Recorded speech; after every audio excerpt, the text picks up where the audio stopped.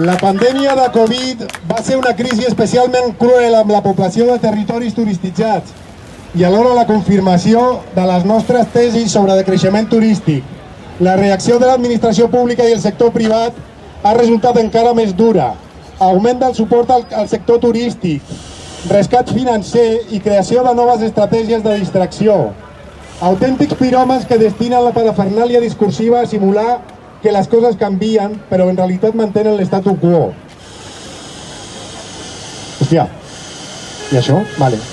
Cada acció destinada a imposar límits a la turistització és expressió d'una creixent consciència col·lectiva que sobrepassa les fronteres. Actualment el monocultiu turístic forma part dels debats socials i és rebutjada per la majoria de la població dels territoris turistitzats. Cada manifestació marca un moment i pot ser un punt d'inflexió. Por esa lateral de aquí. Vale. Aquesta acció... Un moment, sisplau, ja acabem.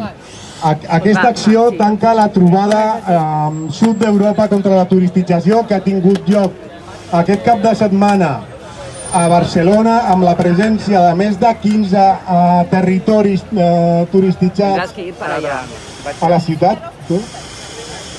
Segueix, Dani. Val.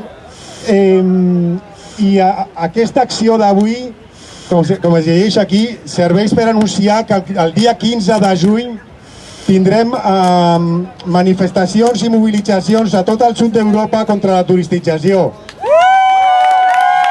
Llavors, hem vingut avui a anunciar-ho aquí davant d'una icona turística global com és la Sagrada Família i davant d'un element tan clar de la indústria turística amb la participació de la institució pública com el bus turístic.